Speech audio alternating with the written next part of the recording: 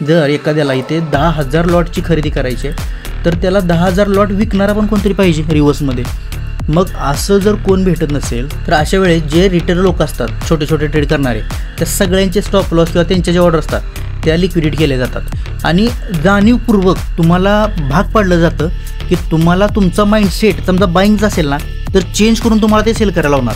ठीक आहे, जर तुमचा आता माइंडसेट आहे अप ट्रेंडमध्ये मार्केट आहे आणि हा इथे समजा असा एक डब्ल्यू पॅटर्न झाला आहे, सॉरी हेड अँड शोल्डर झाला आहे आणि तुमचा आता माइंडसेट स्ट्रॉंग झाला आहे की इथून मला आता बाय करायचं आहे, बट तुम्हाला त्यांना जर बिग प्लेअरला जर तुमच्या ऑर्डर पाहिजेत तर तुमचा माइंडसेट ते चेंज करणार, तुम्हाला इथं चुणूक दाखवणार आणि तुम्हाला मुद्दाम सेलिंग करायला लावणार आणि तुमचे सगळ्यांचे स्टॉप लॉस घेऊन परत मार्केट हे वर जात असतं.